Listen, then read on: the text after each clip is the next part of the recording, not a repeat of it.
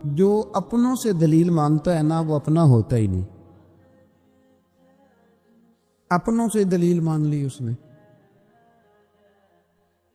بغیر دلیل کے، بغیر حیل و حجت کے. یہ ایک بات ہے، میں اس کو سمجھاؤں گا نہیں، نہ کھولوں گا، بس کہہ کے گزر جاؤں گا. اس کو سمجھ لیں اگر آپ کی سمجھ میں آئے تو. جس نے اپنوں سے دلیل مانگی نا، جس نے وضاحت مانگی، جس نے ثبوت مانگا، وہ اپنا تھا ہی نہیں. وہ کیا ضرورت پڑی تھی کہ وہ دلیل مانگتا، وضاحت پوچھتا. حضرت نجم الدین کبریٰ رحمۃ اللہ علیہ کے مرید تھے حضرت امام فخر الدین رازی. اتنے بڑے امام ہو کے ایک فقیر کے غلام تھے. تو فرماتے ہیں آخری وقت آیا تو شیطان آ گیا. میں اس کو کہتا تھا رب ہے، تو شیطان بھی تو بڑا عالم ہے نا، تو وہ دلیل توڑ دیتا تھا. فرماتے میں نے 360 دلیلیں دی، اس نے ساری توڑ دی. تو پھر میں نے اپنے شیخ کی طرف توجہ کی. میں نے کہا حضور کوئی نظر کرم فرمائے.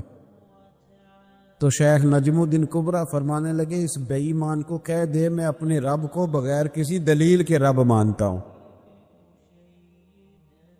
دلیل کی ضرورت ہی نہیں، بس میرا رب ہے تو رب ہے، ختم ہو گئی بات. نبی رحمت علیہ السلام فرمانے لگے میں نے جس کے سامنے بھی دین پیش کیا اس نے دلیل مانگی. فرمایا یہ واحد میرا ابو بکر صدیق ہے.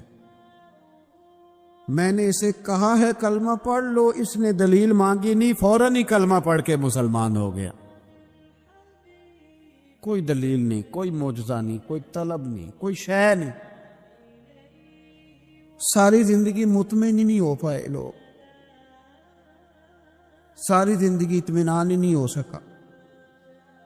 اس کو بھی سنا، اس کو بھی سنا، اس سے بھی سوال پوچھا، اس سے بھی پوچھا. بھائی تو نہیں، تو مطمئن ہونا نہیں چاہتا، تو بحث کرنے کے لیے علم سیکھ رہا ہے. اس نے عمل کرنے کے لیے سیکھنا ہوتا ہے، اس کو تو ایک حرف ہی بڑا کافی ہوتا ہے. تو ایک لفظ کی ضرورت ہوتی ہے، ایک جملے میں ساری زندگی لوگ گزار دیتے. حضرت ابو بکر صدیق رضی اللہ تعالیٰ عنہ نے بحث والا دروازہ نہیں کھولا. حضور نے کہا کلمہ پڑھو تو انہوں نے کلمہ پڑھا اور مسلمان ہو گئے. کوئی دلیل، کوئی وضاحت، کسی چیز کی کوئی حاجت ہے، ختم ہو گئی بات.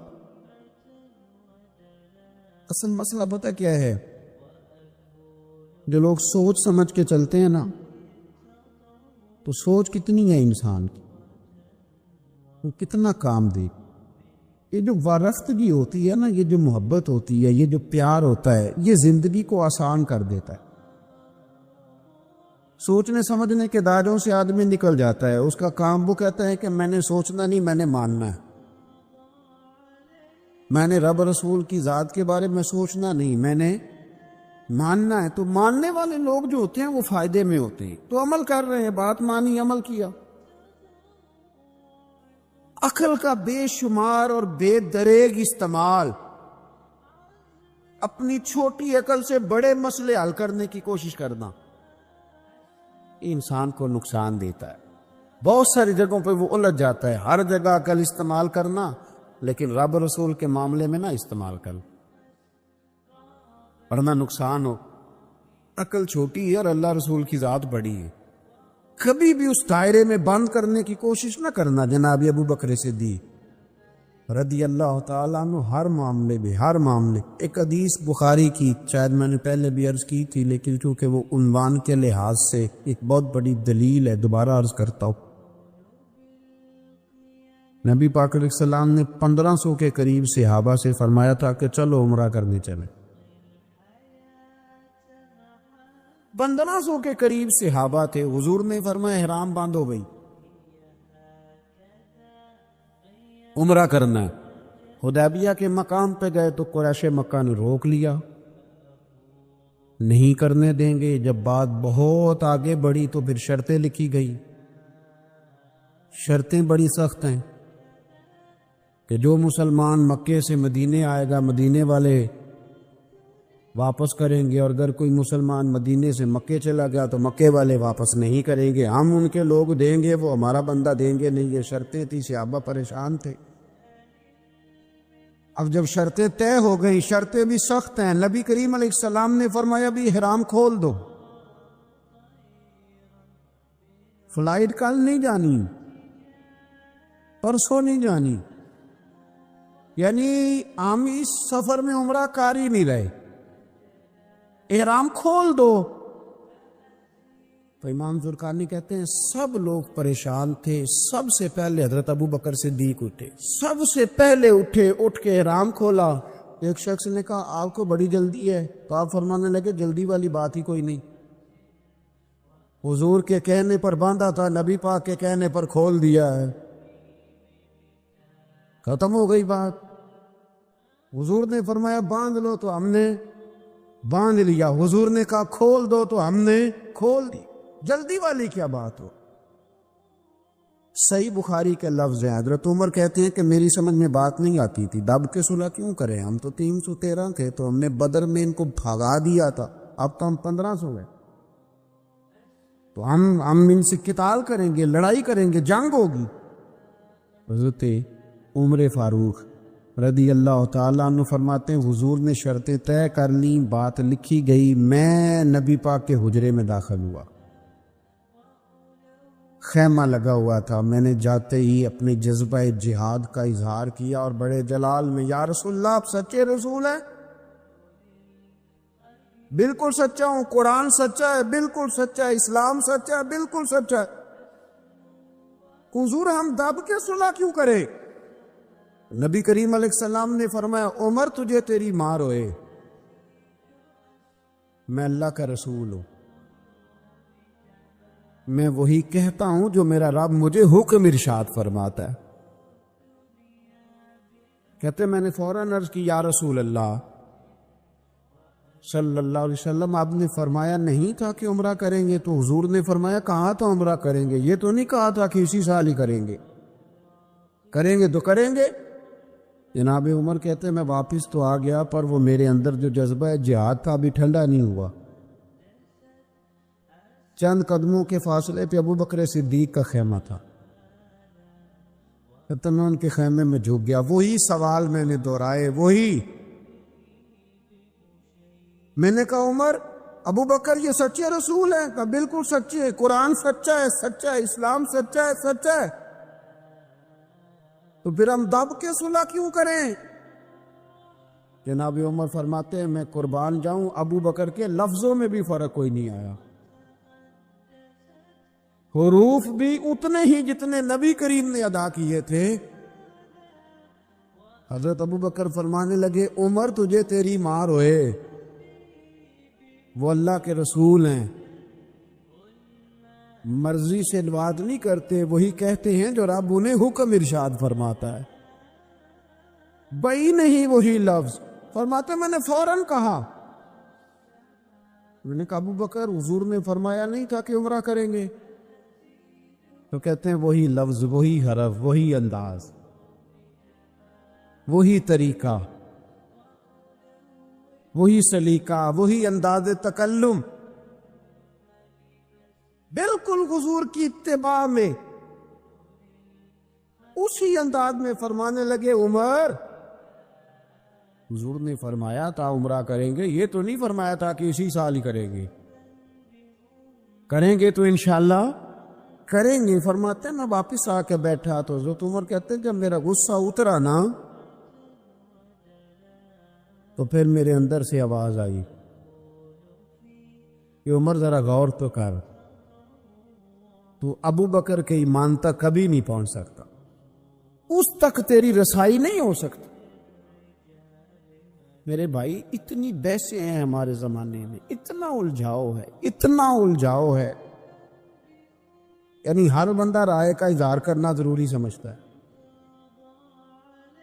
ہر بندہ کہتا ہے جی میرے خیال میں، ہر بندہ کہتا ہے جی میرا ذہن یہ ہے، بلکہ کچھ تو کہتے ہیں میں اندر کی خبر نہ دوں آپ کو، یعنی اب پتہ نہیں اس کے پاس اندر کی خبریں کیسے آئیں گے، وہ سمجھ میں نہیں آتی بات۔ کچھ لوگ کہتے ہیں 35-40 سال ہو گئے جی علماء کو سن رہا ہوں. تو میں کہتا ہوں کہ میرا تو خیال ہے کہ 35 دن بھی بندہ کسی کو سن لے تو سیانہ ہو جاتا ہے. تو 35 سال سے اگر آپ کی سمجھ میں نہیں آئے تو پھر زمین ہی بنجر ہے. پھر مہربانی کریں یہ ٹائلیں اکھیڑ کے نا تو نیچے سے کچی زمین نکالیں تاکہ کوئی بات سمجھ میں آئے. میرے نبی پاک علیہ السلام کے درویش صحابی تھے حضرت سعید بن زید رضی اللہ تعالیٰ عنہ، فقیر فاقہ مست. حضرت عمر رضی اللہ تعالیٰ عنہ کے قریبیوں میں سے تھے. ایک عورت نے الزام لگا دیا زمین کے قبضے کا. میں کیسے آپ سے کہوں کہ جب لوگ کسی ایسے شخص پر جس نے زندگی ساری دیانتداری سے گزاری ہو، لوگ الزام لگاتے ہیں نا، تو یہ بھی نہیں سوچتے ہم بات کس کے بارے میں کر رہے ہیں. کھلی ہوئی زبان ہوتی ہے، جو مرضی کہہ دیتے ہیں. حضرت سعید ابن زید پر الزام لگا دیا. اتنا بڑا آدمی، محبوب کا صحابی، اور عورت نے الزام لگا دیا. اور جب اللہ والے بد دعا دیتے نہیں، لیکن جب کچھ تکلیف اتنی دے، کلیجہ پھٹ جائے، پھر بندہ کیا کرے؟ وہی بات کہ اب وہ کچھ کہہ نہیں سکتے تھے، ایک عورت پر کس طرح کوئی بات ہو سکتی تھی. دونوں ہاتھ اللہ کی بارگاہ میں اٹھایا، یہ صحیح حدیث میں موجود. دونوں ہاتھ اللہ کے حضور اٹھا کے عرض کرنے لگے، مالک اگر یہ عورت جھوٹی ہے نا تو پھر اسے اندھا کر دے اور اس کی قبر اس کے گھر میں بنا دے. صحابہ فرماتے ہیں کہ حضرت سعید ابن زید کا تو وصال ہو گیا، زمانہ گزر گیا، لیکن ہم نے پھر اس بی بی کو اندھا ہوتے دیکھا ہے. پھر اس کے گھر میں کنواں تھا اور ہم نے اسے اپنے ہی گھر کے کنویں میں گر کے مرتے ہوئے بھی دیکھا ہے. میں جانتا ہوں اس بوڑھی عورت کو، جس کی بیٹی کو کسی نے بڑا ہی ستایا تھا سسرال والوں نے، اور خامد اس کا موجود نہیں تھا، تو وہ اپنے وہاں سے نکلتے ہوئے نا واپس گھر سے، تو وہ دروازے پہ کھڑی ہو کے کہہ رہی تھی، حضرت صاحب میں گزر رہا تھا، حضرت صاحب گل سننا، بچیوں کا باپ کوئی نہیں، ایک بھائی ہے بیچارہ کدھر کدھر جائے، ہر چوتھے دن میں یہاں آ کے منتیں کر کے دوپٹے پھینک کے بچی چھوڑ کے جاتی ہوں. آج میں نے اپنا مقدمہ رب کی بارگاہ میں پیش کر دیا. آپ گواہ رہے نا، میرا جرم صرف ہے کہ میں بیٹیاں دی ماں ہوں. گواہ رہے نا آپ، میں نے مقدمہ اللہ کے حضور درج کرا دیا ہے. بیٹی کو حوصلہ دے کے جاتی ہوں، خود نہیں سوتی میں ساری رات. مجھے پتہ ہے میری بیٹی کے ساتھ زیادتی ہو رہی ہے، اور ان کو بھی پتہ ہے لے جا کوئی نہیں سکتے، بندے ماڑے ہیں، تو یہ روز ظلم کرتے. اب میں نے وہ مقدمہ درج کرا، آپ گواہ رہنا، میں نے بڑا منایا اس اماں کو. میں نے کہا میں اتنے سخت جملے نہ کہنے لگی، کلیجہ اندر سے پھٹ گیا. چھلنی ہے. ایک شخص کے کمرے میں جاتی تھی معافی مانگنے، چلو بچی سے غلطی ہو گئی تو اٹھ کے دوسرے کمرے میں چلا جاتا تھا، میں دوسرے میں جاتی تھی چونکہ میں بیٹی والی ہوں. اب میں نے مقدمہ درج کرا دیا ہے. اب میرا رب جانے میں بڑا اللہ کا گناہگار بندہ ہوں. میں نے پھر واقعی وہاں انصاف ہوتے دیکھا، میں نے وہ رنگ بدلتے اور حالات تبدیل ہوتے دیکھے. یہ یاد رکھنا، زندگی خود بھی گناہوں کی سزا دیتی ہے. یہاں بھی زندگی خود بھی گناہوں کی سزا دیتی. یاد رکھنا، ذرا احتیاط سے منہ کھولنا کسی کے بارے میں، اللہ کے بندوں کے بارے میں اپنی زبانیں ذرا احتیاط سے کھولنا. ذرا خیال کرنا، کسی غریب کے بارے میں جملے سوچ کر بولنا، کسی کمزور کا مذاق اڑانا تو معاذ اللہ ذرا ہوش کرنا، اللہ سے ڈر کے بات کرنا، اس لیے کہ بڑی جلدی انصاف کا وقت آنے والا، بڑی جلدی حالات بدلنے والے ہیں۔ تلک الایام نداولها بین الناس،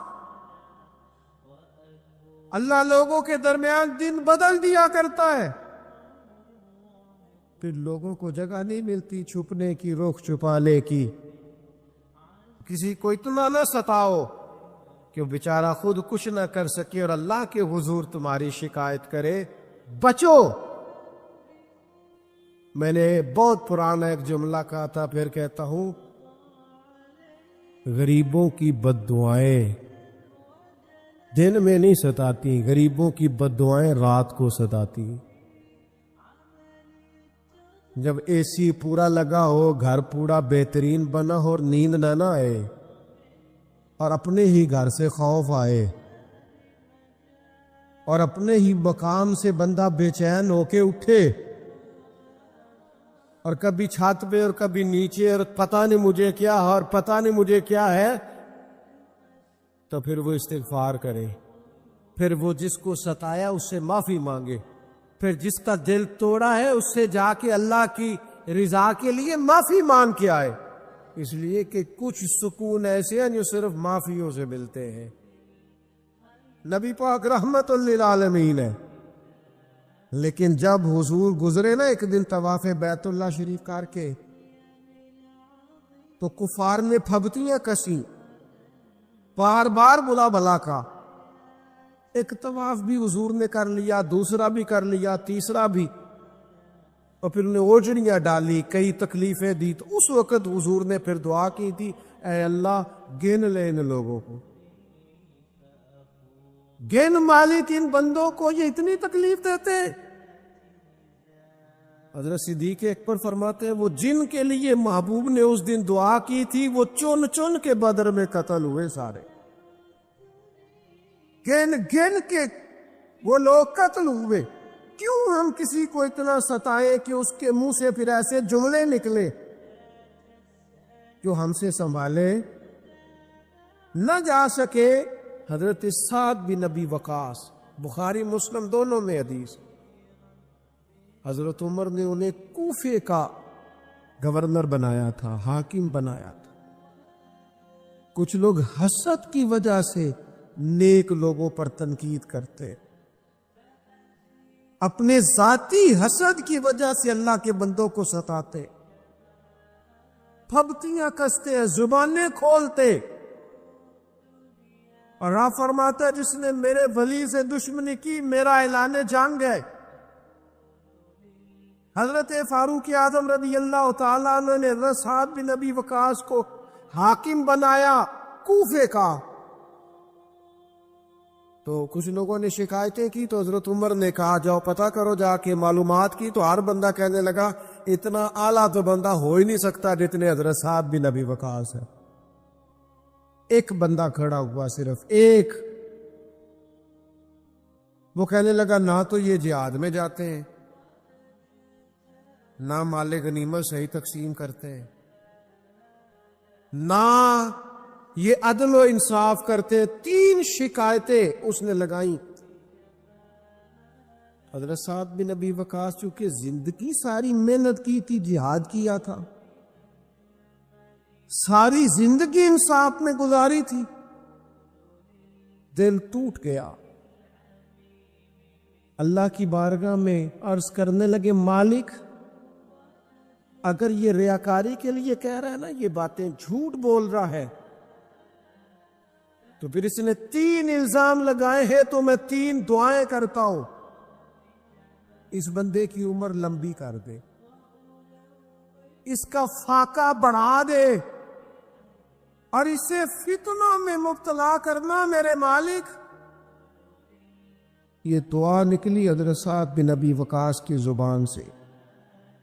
صحابہ اور تابعین فرماتے ہیں وہ بندہ اتنا بوڑھا ہو گیا، حضرت سعد بن ابی وقاص تو وصال کر گئے، بڑی شان سے دنیا سے گئے،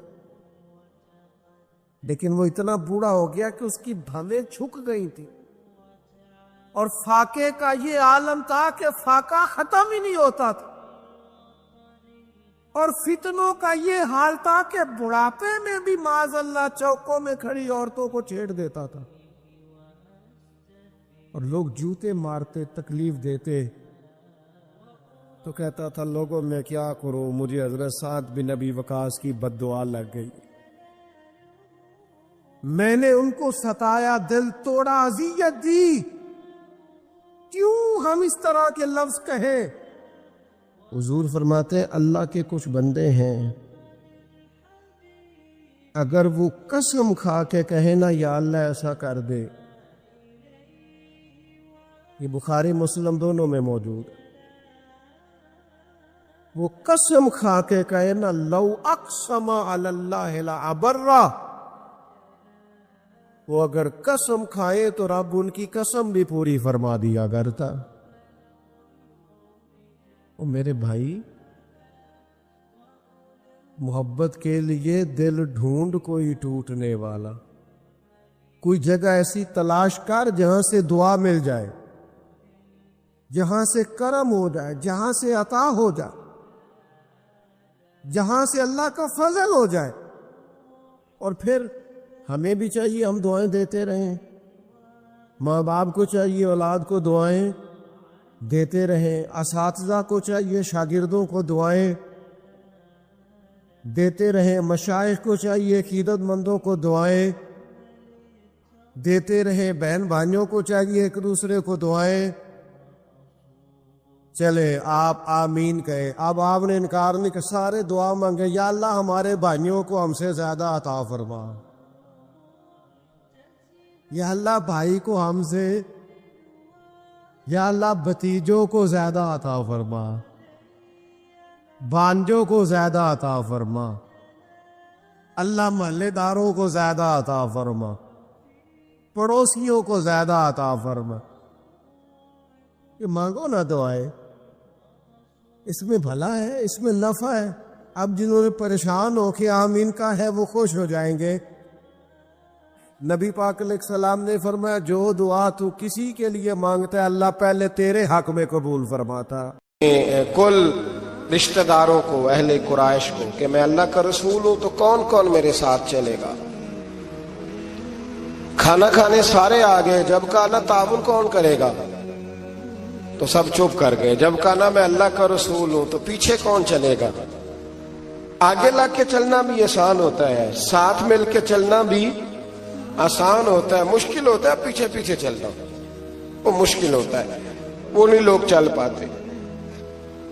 کون پیچھے چلے گا؟ میں اللہ کا نبی ہوں تو صاف سن گیا، لوگ خاموش ہو گئے۔ تو حضرت علی کہتے ہیں میں چھوٹا تھا، قد بھی میرا چھوٹا تھا، عمر 9 سال تھی، کھجور کھا رہا تھا، کرتا لمبا پہنا، جب کوئی نہ بولا تو حضرت علی کہتے ہیں میں نے پوری کھجور بھی نہیں کھائی، ابھی منہ میں تھی، باقی کی میں نے ویسے ہی ساری نکال لی، بعد میں کھا لوں گا، اور وہ کھجور میں نے جیب میں ڈال لی کہ دیر نہ ہو جائے۔